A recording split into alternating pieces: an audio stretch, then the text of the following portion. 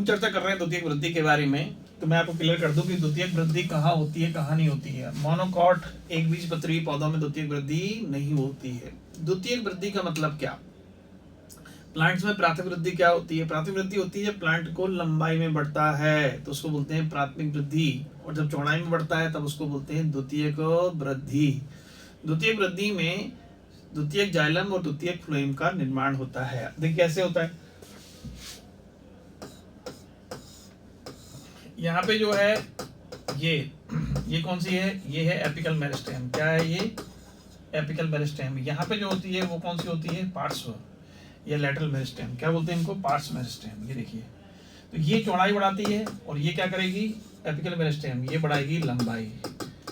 तो प्लांट की लंबाई में बढ़ना क्या कहलाता है? प्राथमिक वृद्धि। ठीक है, और चौड़ाई में बढ़ना क्या कहलाता है? वो कहलाएगा द्वितीयक वृद्धि। तो पहले तो हमने ये समझा कि कौन सा पार्ट प्राथमिक वृद्धि करता है, कौन सा पार्ट द्वितीयक वृद्धि करता है। इवन इनके नीचे जो होती है घास में क्या होता है? ये होती है इंटरकैली मेरिस्टेम, ये भी प्राथमिक वृद्धि ही करती हैं। द्वितीय वृद्धि ये वाली करेंगी जो कि पार्श्व दिशा में है, लेटरल साइड में है, लेटरल मेरिस्टेम। अब लेटरल मेरिस्टेम में दो पार्ट है, समान एदा और कार्क एदा, जिसे कहते हैं vascular cambium and cork cambium. देखिए इसी को हम देखेंगे तो इसमें दो पार्ट हो गए। ये पार्ट्स मेरिस्टेम है, पार्ट एदा है, एदा का है, मेरिस्टेम का है। तो इसमें दो पार्ट हैं, लेटरल मेरिस्टेम के दो पार्ट बनेंगे। कौन कौन से बनेंगे? एक को बोल दिया वेस्कुलर कैम्बियम या समान एदा, और दूसरे को बोलते हैं सम्मोहन एदा, और दूसरे को बोलते हैं कॉर्क कैम्बियम। कॉर्क एदा, कैम्बियम मतलब एदा, कैम्बियम का है, एदा का है। इसमें मेरिस्टेमेटिक एक्टिविटी होती है, यानी कि विभाजन की क्षमता होती है। ठीक है, तो कैसे करते हैं? तो सम्मान कैम्बियम क्या है, ये कैसे बनती है? तो सबसे पहले हम पढ़ेंगे इसके बारे में सम्मान कैम्बियम। ठीक है, डायग्राम देखें जरा एक। तो हमने क्या देखा? हमने देखा ये लेटरल साइड में, यहाँ पर जो है इसी को हम बोल रहे हैं, क्या बोल रहे हैं इसको हम? लेटरल मेरिस्टेम या पार्श्व मेरिस्टेम। इसमें दो पार्ट हैं, कौन कौन से हैं? एक तो है वेस्कुलर कैम्बियम, दूसरा है कॉर्क कैम्बियम। इसको कॉर्क कैम्बियम, वेस्कुलर कैम्बियम, ऐसे को बोलते हैं सम्मोहन एदा। सम्मान कैम्बियम मतलब एदा, इसको बोल देंगे कॉर्क एदा। तो यहाँ पे जो एपिकल मेरिस्टेम होती है, सीड्स मेरिस्टेम जो होती है, वो क्या करेगी? वो प्लांट की लंबाई बढ़ाती है। प्लांट की लंबाई बढ़ाती है, जिसको बोलते हैं, क्या कर रही है? ये प्राथमिक वृद्धि कर रही है। क्या कर रही है? ये प्राथमिक वृद्धि कर रही है। लेटरल मेरिस्टेम क्या करती है? ये प्लांट की चौड़ाई बढ़ाती है। चौड़ाई बढ़ा रही है तो इसको क्या बोलते हैं? इसको बोलते हैं हम द्वितीयक वृद्धि। तो लेटरल मेरिस्टेम रिस्पॉन्सिबल है द्वितीय वृद्धि के लिए। इनके दो पार्ट हैं, सम्मान एदा एंड कॉर्क एदा। अब हम आगे चलें तो क्या देख पाएंगे? सम्मान एदा में दो पार्ट हैं। सम्मान एदा में दो पार्ट हैं, एक तो बोलते हैं इंट्राफेसिकुलर कैम्बियम, इंट्राफेसिकुलर कैम्बियम, और दूसरा बोलते हैं इंटरफेसिकुलर कैम्बियम। अब ये क्या है ये समझ लो। ठीक है, सम्मान एदा के दो पार्ट, कैम्बियम, ये भी कैम्बियम है, ये भी कैम्बियम है। इन्होंने अपनी एनसीईआरटी में लिखा है अंतःपूलीय एधा, अंतःपूलीय एधा बोला है। इसको क्या बोल रहा है? अंतरापूलीय। वैसे कहना चाहिए अंतरपूलीय, लेकिन अंतरापूलीय बोल रहा है, लेकिन हम तो इसको अंतर लिखेंगे। इंटर और इंटर याद रखिए। एधा अब कैसे दिखेंगे? वेस्कुलर बंडल हमने देखा था डाइकॉट में, जो वेस्कुलर बंडल होते हैं इस तरीके से रहेंगे। अब वेस्कुलर बंडल के क्या देखेंगे हम? वेस्कुलर बंडल में ये देखिए, ये वेस्कुलर बंडल है तने में, ठीक है। तो यहाँ पर ये एधा है, ये एधा है, ठीक है। ये दिख रही है, क्या दिखा रहे हैं अपन? एधा, ठीक है। और यहाँ पे क्या है? जाइलम है, और अंदर की तरफ जाइलम होता है और बाहर की तरफ क्या होता है? फ्लोएम। ये क्या है? ये है फ्लोएम, और ये वाला पार्ट क्या है? ये है जाइलम, ठीक है। तो ये वाली जो कैम्बियम है ना, इसको बोल रहे हैं इंट्राफेसिकुलर, जो वेस्कुलर बंडल के बीच में होती है, पहले से ही विद्यमान होती है, और एक छोटे से खंड के रूप में विद्यमान होती है, ठीक है। तो ये किस तरह रहती है? इंट्रा वाली कैसे रहती है? एकल खंड के रूप में, ठीक है। और ये क्या है? ये जो जगह है इसको बोलते हैं मेडुला, पित्त। यहाँ से कुछ रेज निकलती हैं जिन्हें हम कहते हैं मेडुलरी रेज। तो यहाँ पर समझना जरूरी ये है कि जो बीच वाले पार्ट है, ये वाला देखो हम बनाना चाह रहे हैं, ये वाले किस तरीके से, ये वाला बनाना चाह रहे हैं अपन। तो यहाँ पे जो बीच वाला पार्ट है, ये कैसे बनती है? ये वाली, ये जो है इस तरीके से पूरा छल्ला बनाती है कैम्बियम रिंग, ये कैसे बनती है? तो इनके बीच में ये कैसी बनी? तो ये बनती है इनकी वजह से। इन्हें क्या बोलते हैं अपन? इनको बोलते हैं मज्जा किरणें, मेडुलरी रेज। क्या बोलते हैं इनको हम? मेडुलरी रेज बोलते हैं। तो इनके कारण बनती है। अब वो कैसे बनती है ये समझ लें। तो यहाँ पे क्या होगा? यहाँ पे क्या होगा कि मेडुलरी रेज हैं जिन्हें कहते हैं मध्यांश किरणें या मध्य किरणें, ये बनी होती हैं पैरेन्काइमा की। किसकी बनी होती हैं? ये बनी होती हैं पैरेन्काइमा। ढंग से समझना, क्योंकि एक लाइन कई जगह आएगी। पैरेन्काइमा की बनी होती हैं, और पैरेन्काइमा की बनी होगी तो कैसी होंगी? इनमें क्षमता, विभाजन की क्षमता नहीं होती है, क्योंकि ये परमानेंट टिश्यू है। विभाजन की क्षमता होगी क्या? विभाजन की क्षमता नहीं होती है। अब हमें इन्हें विभाजित करना है, तो कैसे विभाजित करोगे? इनको विभाजन के लिए क्या करना पड़ेगा? इसमें हमें करना पड़ेगा डी डिफरेंशिएशन, निर्विभेदन कहते हैं। क्या कहते हैं? डी डिफरेंशिएशन या निर्विभेदन, विभेदन, ठीक है। निर्विभेदन करना पड़ेगा, इससे हो जाएंगी मेरिस्टेमेटिक, यानी कि विभेदक हो जाएंगी। तो ये हो जाएंगे मेरिस्टेमेटिक। अब जो बन रही है इनको बोल रहे हैं सेकेंडरी मेरिस्टेम या द्वितीयक विभेदक। तो हमने देखा कि द्वितीयक विभेदक का निर्माण कैसे हुआ है? वो हुआ है किससे? पैरेन्काइमा से। किससे हुआ है वो? पैरेन्काइमा में क्या किया आपने? डी डिफरेंशिएशन करवाया, निर्विभेदन, ठीक है। तो ये आपका हो गया डी डिफरेंशिएशन करवाया, तो ये हो गया। अब देखो इसमें, तो इस तरीके से ये जो वेस्कुलर बंडल के बीच में ये भी बन गई। इसको क्या बोल रहे हैं अपन? ओके, इसको क्या बोल रहे हैं अपन? इंटरफेसिकुलर। तो ये तो पहले से रहती है। तो ये ओरिजिन के बेसिस पे देखें तो इसकी उत्पत्ति पहले से ही होती है। ये प्राथमिक उत्पत्ति, इसकी उत्पत्ति बाद में हुई है। तो ये उत्पत्ति कैसी हुई है? बाद में हुई है। ये सेकेंडरी ओरिजिन होता है। तो इस दोनों को मिला के बोलते हैं, दोनों को मिला के बोलते हैं वेस्कुलर कैम्बियम संवहन एधा, संवहन एधा। तो हमने देखा कि संवहन एधा जो है, अब ये वेस्कुलर कैम्बियम जो है पूरा अखंड छल्ला बन गया है ना। ये क्या बन गया? अब यहाँ पे बन गया है अखंड छल्ला। तो आपने क्या देखा? आपने यहाँ पे ये देखा है कि पहले से विद्यमान थी, बीच वाली बाद में बनी है। तो इस तरीके से पूरा रिंग बन गई है ना। तो ये क्या बन गई? कंटिन्यूअस रिंग, कंटिन्यूअस रिंग बन गई, अखंड छल्ला बन गया। डन। चलिए अब होगी अब निर्माण होगा सेकेंडरी जाइलम और सेकेंडरी फ्लोएम का। कैसे होता है ये हम देख लेते हैं। तो यहाँ पे हमने क्या देखा है अभी तक, चलिए हमने यहाँ पे क्या देखा है,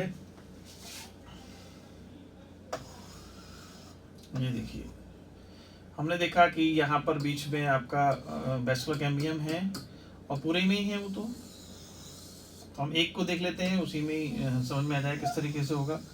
यहाँ पे भी लगे हुए हैं वेस्कुलर बंडल्स।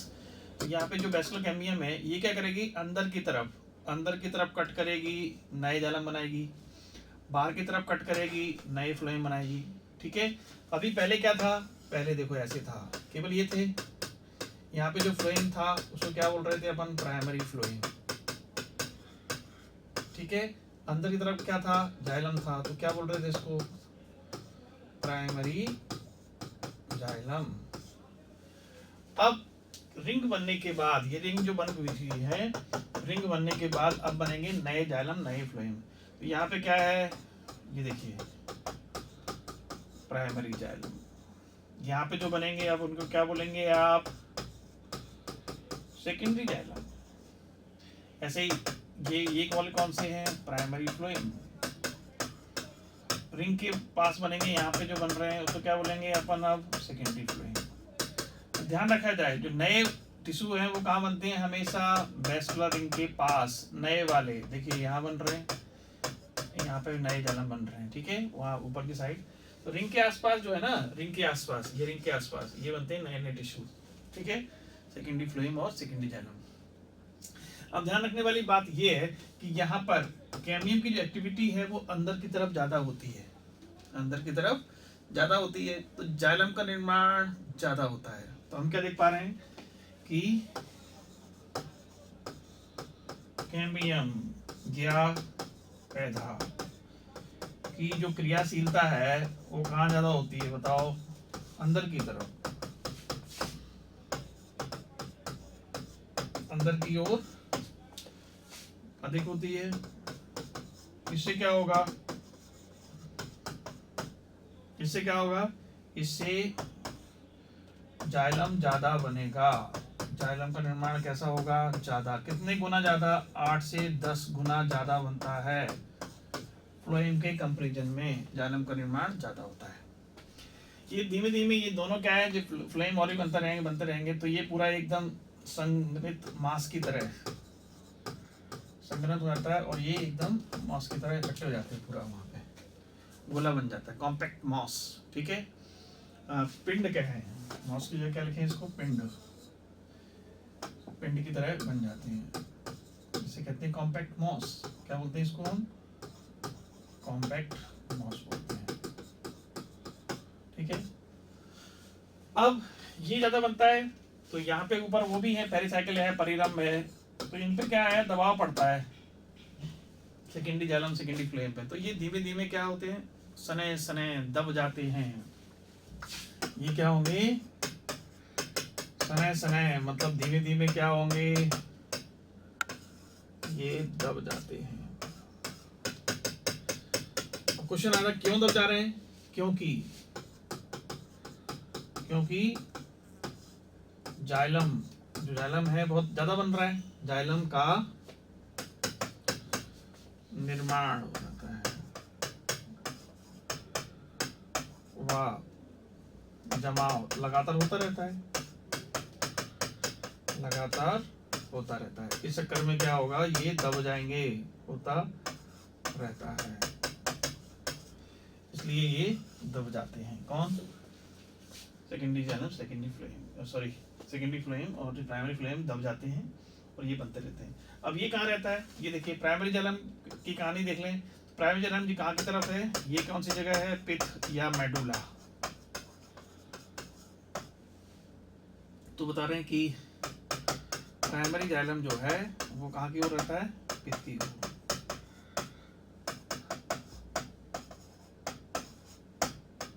क्लियर। तो हमने क्या देखा कि अंदर की तरफ सेल कट रही हैं, क्या हो रहा है, सेल, नई सेल कट रही हैं और वो परिपक्व हो रही हैं, किसके रूप में, वो परिपक्व हो रही हैं सेकेंडरी जाइलम के रूप में। बाहर की तरफ सेल कट रही हैं वो किसके रूप में परिपक्व हो रही हैं? ये परिपक्व हो रही है किसके रूप में? सेकेंडरी फ्लोएम के रूप में। ठीक है, कौन ज्यादा बनता है? जाइलम। जाइलम ज्यादा, कितने गुना ज्यादा? फ्लोएम के कंपेरिजन 8 से 10 गुना ज्यादा। और ये धक्का मारता रहता है, ये धीमे धीमे क्या होते हैं? दब जाते हैं। ठीक है, सने सने दब जाते हैं। ठीक है, ये आपका हो गया किसके बारे में, किस तरीके से प्रोसेस होगी, किस तरीके से रिंग बनेगी, और किस तरीके से आपका संबंध कैम्बियम, और नेक्स्ट हमने बता दिया आपको कैम्बियम चमली क्रिया किस तरीके से होगी। ठीक है, और क्या होगा, ये जो कैम्बियम रिंग्स हैं ये पट्टी भी बना देती है, पट्टी। इन पट्टियों क्या बोल रहे हैं? ये है मज्जा किरणें, मध्यांश किरणें भी बोलते हैं, मेडुलरी रेज बोलते हैं। क्या बोलते हैं इनको? मेडुलरी रेज, जो सेकेंडरी जाइलम और सेकेंडरी फ्लोएम को पार करते हुए चले जाएंगी बाहर की तरफ। तो इनको ये दोबारा बन रही, इनको बोल रहे हैं सेकेंडरी मेडुलरी रेज, जो अरीय दिशा में रेडियल डायरेक्शन में बनती है, रेडियल डायरेक्शन में इस तरीके से पूरे में फैली रहेंगी। ठीक है, अब हम देखते हैं इसका किस तरीके से होगा। देखो एनसीईआरटी चलते हैं। एनसीईआरटी सम्मान कैम, तो इसमें हमने देखा कि सम्मान कैम्बियम, ये जाइलम फ्लेम काटती रहती है, सम्मान कैम्बियम हो गई। तो हम कहते हैं सहसा तने में या जाइलम फ्लेम क्या बीच में एकल सतह के रूप में ये ऐसी रहती है बस। ठीक है, बाहर की तरफ क्या है फ्लोएम, अंदर की तरफ क्या है जाइलम। तो ये क्या है, किस रूप में है? ये एकल सतह के रूप में है, एकल सतह के रूप में खंडों में होती है। कैसी होती है? ये खंडों में होती है। और बाद में क्या होता है? ये संपूर्ण छल्ले का, बाद में वाली संपूर्ण छल्ला आती है। छल्ला कैसे बनता है? ये मेडुलरी रेज के थ्रू, पैरेंकाइम आगे बने, डी डिफरेंशिएशन। तो फिर वो, तो यहाँ पे जो ये वाली जो रिंग है उसको क्या बोल रहे हैं? इंट्राफेसिकुलर। और बीच में जो बन रही है इसको क्या बोल रहे हैं हम? इंटरफेसिकुलर। और दोनों क्या मिलेंगे? हम दोनों को मिला के बोलते हैं संवहन एदा, जो कि अखंड छल्ले के रूप में बन जाती है। देखो कैम्बियम छल्ले का बनना, छल्ला कैसे बनेगा? प्राथमिक जाइलम बीच में एक स्थित कैम्बियम होती है, इसे बोलते हैं अंतरापोलीय या इंट्राफेसिकुलर। इंट्रा मध्यांश किरणों की उसका अंतरापोली के समीप होती हैं, उनमें मेरिस्टेमेटिक हो जाती हैं। कैसे हो जाती है मेरिस्टेमेटिक? क्वेश्चन ये आता है, डी डिफरेंशिएशन। अंतरापोलीय या इंटरफेसिकुलर कैम्बियम बनाएगी। इंटर और इंट्रा दोनों को मिलकर के फिर एक अखंड छल्ला बन जाता है, उसे कहते हैं हम वेस्कुलर कैम्बियम। अब ये छल्ला किस तरीके से काम करेगा? देखो ये डायग्राम में देखो, पहले क्या देख पा रहे हैं हम यहाँ पे? ये देखिए, ये वाला कौन सा है? इंट्रा। इनके बीच में मेडुलरी रेज निकली है, इनसे बनेगा तो यहाँ पे रिंग में ऐसे, इसको क्या बोलेंगे हम? इंटर। तो देखिए दोनों को क्या बोल रहे हैं? Vascular cambium. ये देखिए, ये वाली कौन सी है? इंट्रा। और ये वाली कौन सी है बीच में जो है? इंटर। सम्मान है। ठीक है, अब ये कट करेगी तो अंदर की तरफ क्या बनाएगी? ये जाइलम। बाहर की तरफ क्या बनाएगी? फ्लोएम। ठीक है, ज्यादा कौन बनता है? जाइलम। ये सब कहानी पढ़नी है। देखो क्रिया, कैम्बियम छल्ला सक्रिय हो जाता है, बाहर की ओर भीतर की ओर दोनों नई कोशिकाएं बनेंगी और वो परिपक्व होंगी। तो जो कोशिकाएं पित्त की ओर बनती है, अंदर की ओर बनती है, पित्त की ओर मतलब अंदर की ओर, क्या बनाएंगी? वो परिपक्व होने पर द्वितीय जाइलम बनाती है। और जो बाहर पर्दे की ओर बनती है वो द्वितीय फ्लोएम बनाती है। कैम्बियम की प्रायः, ये देखिए ये लाइन बहुत बड़ा पॉइंट, भीतर की ओर अधिक सक्रिय होता है तो ज्यादा जाइलम बनेगा, बाहर की ओर इतना सक्रिय नहीं होता है। इसके परिणाम स्वरूप क्या है? द्वितीय जाइलम अधिक बनता है। तो अधिक कितना बनता है? ये महत्वपूर्ण रहता है। तो ये बनता है 8 से 10 गुना ज्यादा बनता है फ्लोएम के। द्वितीय फ्लोएम कम बनता है। फ्लोएम शीघ्र ही एक सघन पिंड के रूप में हो जाता है। अंतः प्राथमिक द्वितीय फ्लोएम क्या होते हैं? सने सने क्या हो जाते हैं? दब जाते हैं। द्वितीय जाइलम अखंड छल्ले के रूप में बनता है, तो अखंड रूप बनता रहता है, ये बनता रहेगा। केंद्र के आसपास ही लगभग, ये देखिए केंद्र के आसपास रहेगा प्राइमरी वाला। ठीक है, और इस साथ कैम्बियम पैरेंकाइम में एक सक्रिय पट्टी बनती है। पट्टी जो हम बात कर रहे थे, जिन्हें कहते हैं मध्यांश किरणें, द्वितीय फ्लोएम से होकर अधिक दिशाओं में फैलती है, इन्हें कहते हैं द्वितीयक मज्जा किरणें। इनको लिखा है, इनको इनको नहीं, सेकेंडरी मेडुलरी रेज बोलते हैं। ठीक है, ये आपका हो गया। ये देखिए, ये आपको दिख रहा होगा मज्जा किरण है, ये आपका द्वितीय मज्जा किरण है, क्योंकि रिंग बन चुकी है पूरी इस तरीके से cut cut cut cut cut ये बनानी। द्वितीय दलन, द्वितीय फ्लोएम कैमियम छल्ला। ध्यान रखना है कि हमेशा रिंग के आसपास बनते हैं नए टिश्यूज, यहाँ बनेंगे द्वितीयक जाइलम और इधर बनेंगे द्वितीयक फ्लोएम, यहाँ पर प्राइमरी फ्लोएम, यहाँ पर। तो रिंग के आसपास हमेशा नए वाले बनते हैं। कौन से बनते हैं? नए जाइलम और फ्लोएम। ठीक है, ओके। ये क्या है? अनप्रस्थ काट है द्विपत्री में। तो द्वितीय वृद्धि कहाँ कहाँ होती है ये भी आप यही समझ लें। ठीक है, द्वितीय वृद्धि कहाँ कहाँ होती है? द्वितीय वृद्धि होती है जो कि डाइकॉट में, चाहे रूट हो, चाहे स्टेम हो, तना हो, चाहे जड़ हो, और जिम्नोस्पर्म में भी होती है। जिम्नोस्पर्म, अनावृत बीजी, क्या बोलते हैं इनको? अनावृत बीजी में भी द्वितीय वृद्धि होती है। ठीक है, इनमें भी होती है, इधर भी होती है।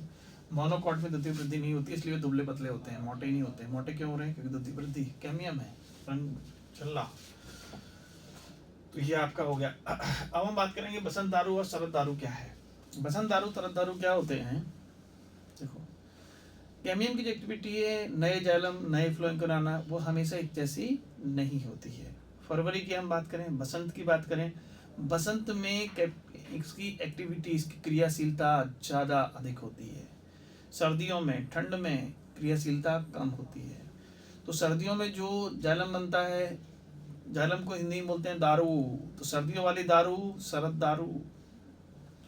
और बसंत में जो बन रही, स्प्रिंग में जो बन रही, उसको बसंत दारू कहते हैं। स्प्रिंग वुड और ऑटम वुड भी बोलते हैं। ठीक है, तो इसमें क्या है कि किस पे डिपेंड करता है कैमियम की एक्टिविटी? तो वो शरीर क्रियात्मक यानी कि physiological activity, many physiological activity and environmental factor यानी कि पर्यावरणीय कारक। दूसरी महत्वपूर्ण चीज ये है किन प्लांट्स में ये एक्टिविटी हम देख पाएंगे, किस जगह पे प्लांट लगे होंगे, वो टेम्परेरी जोन में। तो इसमें क्या लिख रहे हैं? यहाँ आप ठीक करिए, ये गलत लिखा है, ये ठीक करिए। उष्णकटिबंधीय लिखना है, क्या लिखना है इसकी जगह पे? लिखना है, क्या लिखना है आपको? शीतोष्ण, टेम्परेट। टेम्परेट में क्या होता है? मौसम एक जैसा नहीं रहता, जलवायु एक समान नहीं होती है, ये महत्वपूर्ण है। अच्छा, कैमियम की क्रियाशीलता, क्वेश्चन बहुत तगड़ा है। कैमियम की क्रियाशीलता किस पर डिपेंड करती है? शरीर क्रियात्मक और पर्यावरणीय कारण द्वारा नियंत्रित होती है। पहला क्वेश्चन आ गया। ठीक है, किस क्षेत्र में जलवायु समान रहती है? शीतोष्ण में, टेम्परेट में। तो बसंत के मौसम में क्या है? कैमियम बहुत तेजी से, बसंत के मौसम में कैमियम बहुत सक्रिय होता है, अधिक संख्या में वाहिकाएं बनती हैं, बेसल्स बनती हैं, और बेसल्स भी चौड़ी होती हैं। सर्दियों में देखो, सर्दियों में कैसे होगा? सर्दियों में कैमियम एक्टिविटी कम, तो बेसल्स भी कैसी होंगी? दुबली पतली होगी। डन। और देखो, सर्दियों में वैसे ही कौन आता है? जब बेसल से क्या भेज रहे हैं? पानी भेज रहे हैं, लो पानी। तो फरवरी में तो, मार्च में बढ़िया लो पानी दे रहे हैं पानी। सर्दियों में नहीं भैया रहने दो, थोड़ी सी छिड़काव कर लिया, सर्दियों में बहुत है। तो सर्दियों में बेसल्स कैसी होंगी? सक्रिय होंगी। फरवरी में चौड़ी होंगी, बसंत में चौड़ी, सर्दियों में सक्रिय होंगी। ठीक है, तो ये किस तरीके से होती है? हल्का कलर कहाँ है, भारी कलर मतलब गहरा कलर कहाँ है, ये सब हमें देखना पड़ेगा। देखिए तो इसमें वाहिकाएं अधिक संख्या में बनती हैं, इनकी गुहिका कैसी होती है? चौड़ी होती है। बसंत के मौसम में बनने वाली कास्ट को हम बसंत दारू, और चूंकि पहले बन रही है इसलिए अग्र दारू बोल रहे हैं, अर्ली वुड।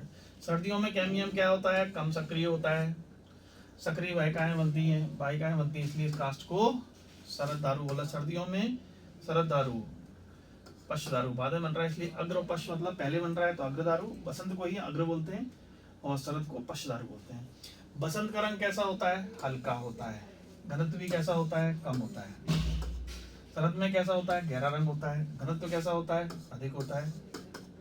दो प्रकार की कास्ट एक आंतरिक सकेंद्र वलय के रूप में होती है, जिन्हें वार्षिक वलय कहते हैं। और वार्षिक वलय क्यों इंपॉर्टेंट है? क्योंकि इससे हम प्लांट की आयु ज्ञात कर सकते हैं। इन वार्षिक वलयों के गिनकर हम वृक्ष की आयु ज्ञात अनुमान लगा सकते हैं। इस प्रोसेस को बोलते हैं डेंड्रोक्रोनोलॉजी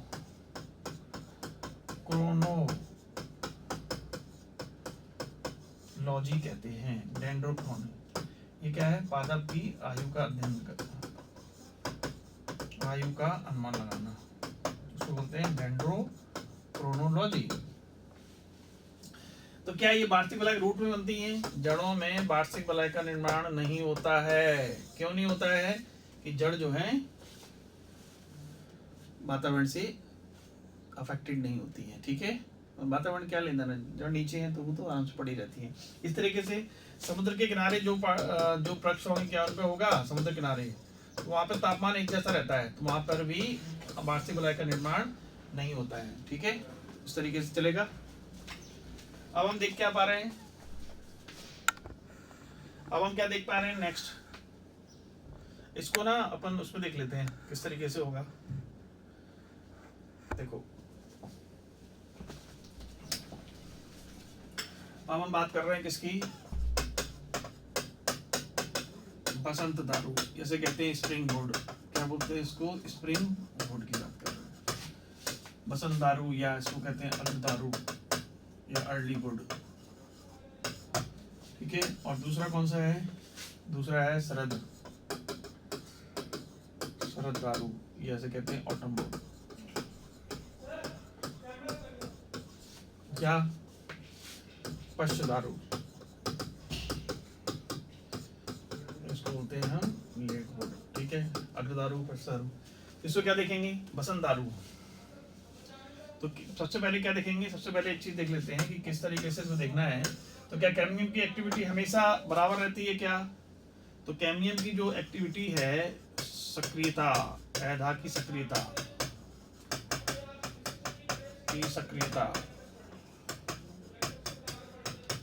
पहली बात तो क्या किस पर डिपेंड करती है?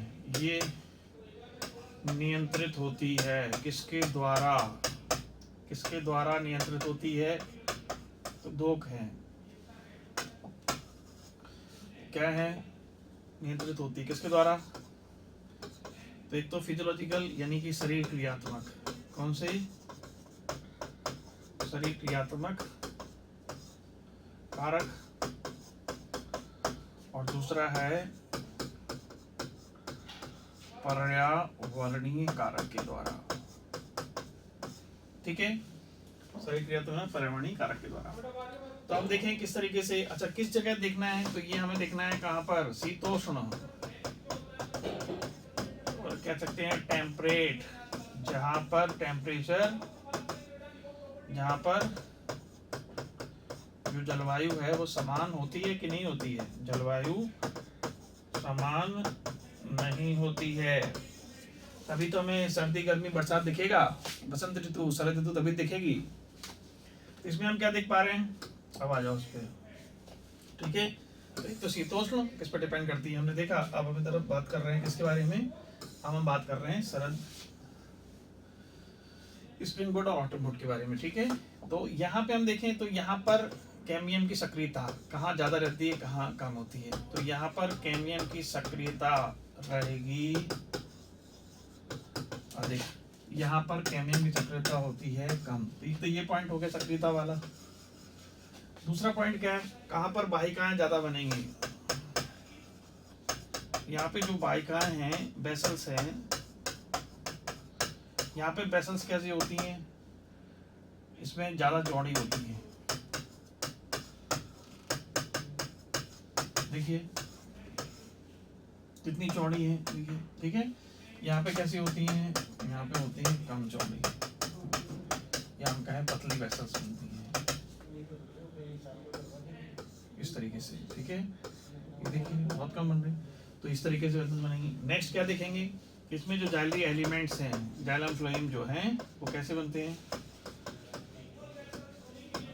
बहुत ज्यादा बनते हैं, इसमें बहुत ही कम बनते हैं। कलर की बात करें, कलर की बात करें तो रंग, इनका रंग होता है हल्का, इनका रंग होता है गहरा,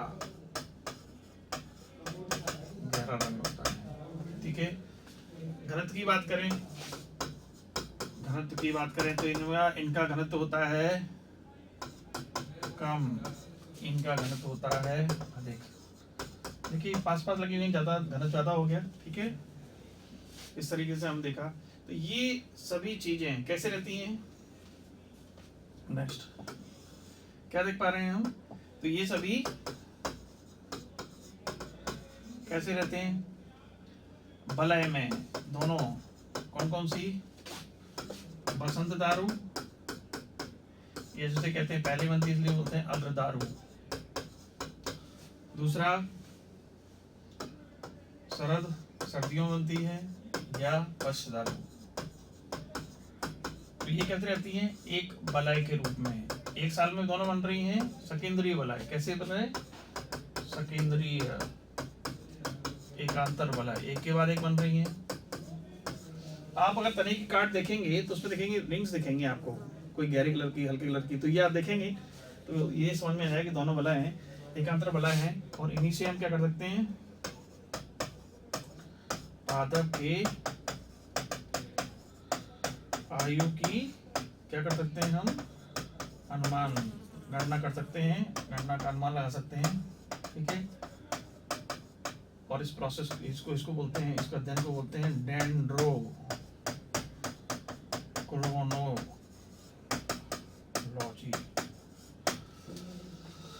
तो क्या कहाँ ये रिंग नहीं बनती हैं, कहाँ ये वलय नहीं बनती हैं, तो एक तो ये जड़ों में नहीं बनेंगी, और समुद्री किनारे जो भी आपके प्लांट हैं वहां पर भी इसका निर्माण नहीं होगा, क्योंकि वहां तापमान एक जैसा रहता है और ये जड़ें इनसे प्रभावित नहीं होती, इसलिए, ठीक है। तो ये आपका कंप्लीट हो गया किसके बारे में, वार्षिक वलय क्या है, ठीक है। अब हम बात करेंगे नेक्स्ट हार्डवुड और सैपवुड के बारे में, ठीक है, ओके।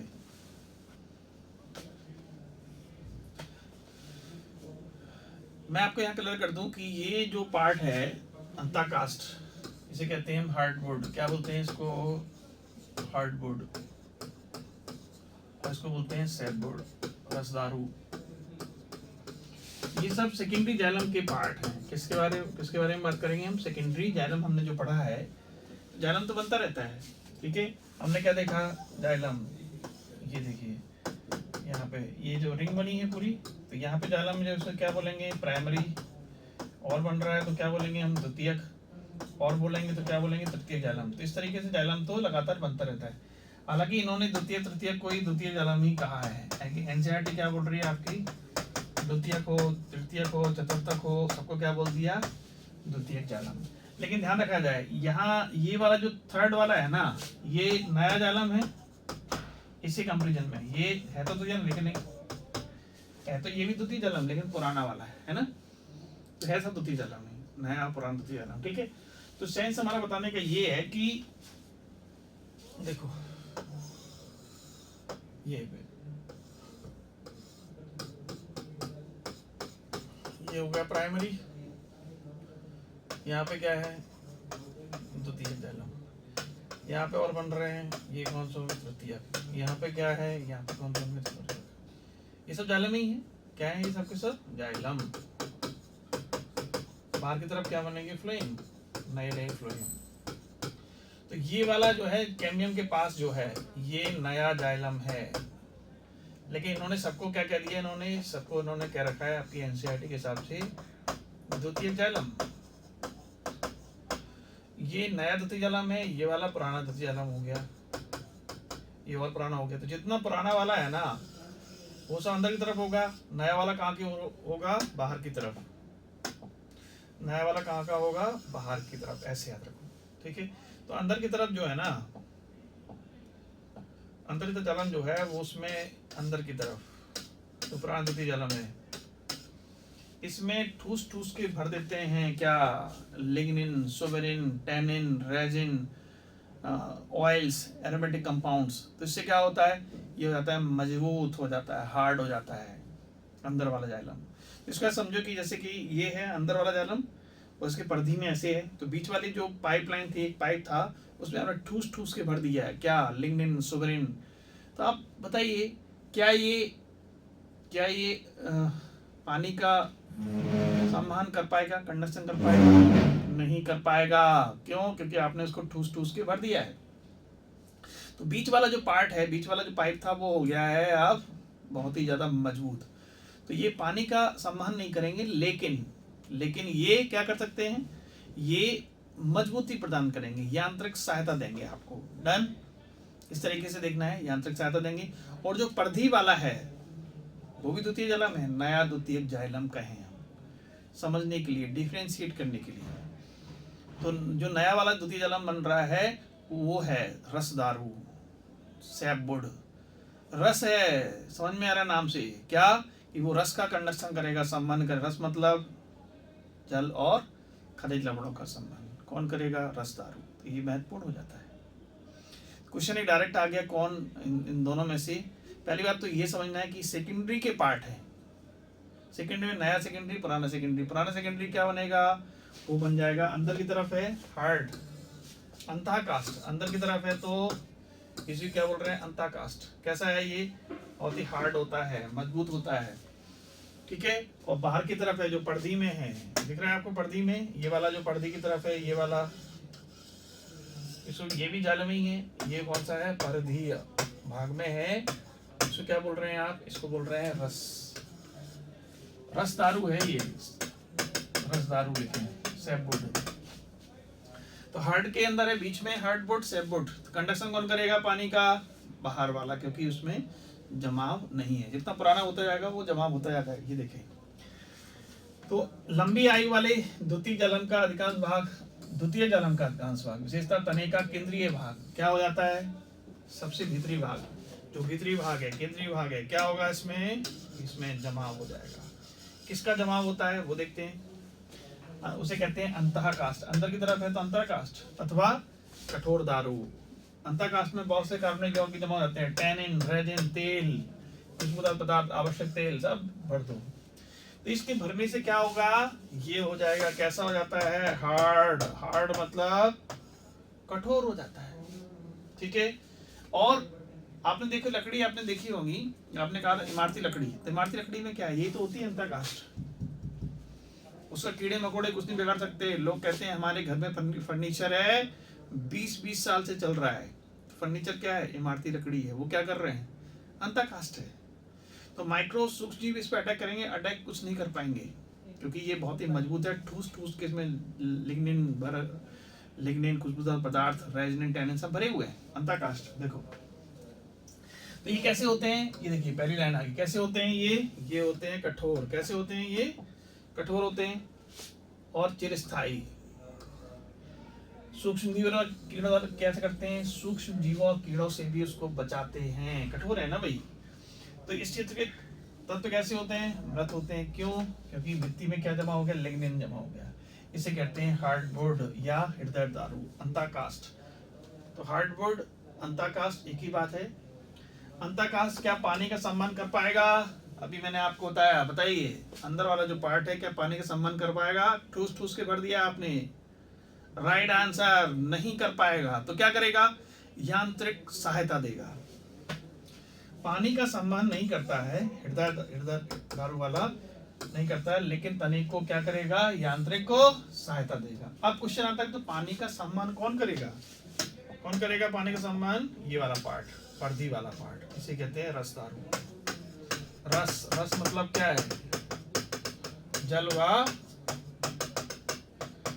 खनिज लवण का सम्मान करेगा। देखो तो जो पर्दी वाला भाग है द्वितीय जालम का ही है, तो पर्दी उसे कहते हैं रसदारू, ऐसे कहते हैं सैपवुड। क्या करेगा ये, जो हल्के रंग का होता है, हल्के रंग का क्या है, क्योंकि ये जमाव नहीं है ना, लिग्निन, सुबेरिन, रेजिन, टैनिन जमाव नहीं है, हल्के रंग का है।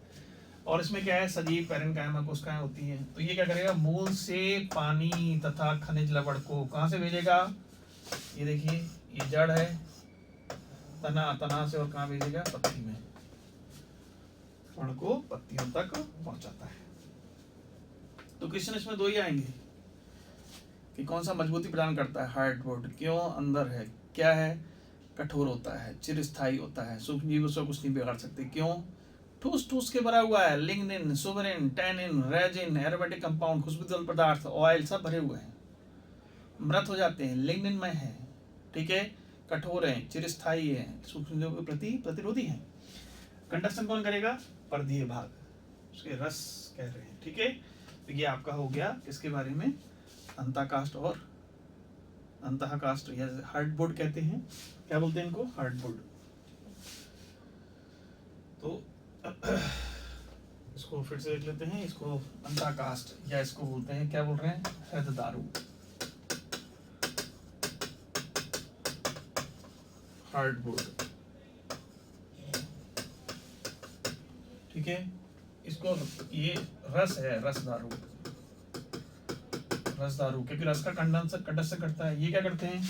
ये कहाँ होते हैं? बीच में होते हैं। क्या करेंगे? ये आंतरिक सहायता, कठोर होते हैं, ठीक है। ये कहाँ होते हैं? ये पर्दी की तरफ होते हैं। क्या करेंगे? जल व खनिज का, लवणों का क्या करेंगे? संवहन। कहाँ से कहाँ की तरफ? जड़ों से कहाँ की तरफ? पत्तियों की तरफ। ये आपका हो गया रसदारू। कठोर क्या होते हैं? ये सब कंप्लीट हो गया, डन।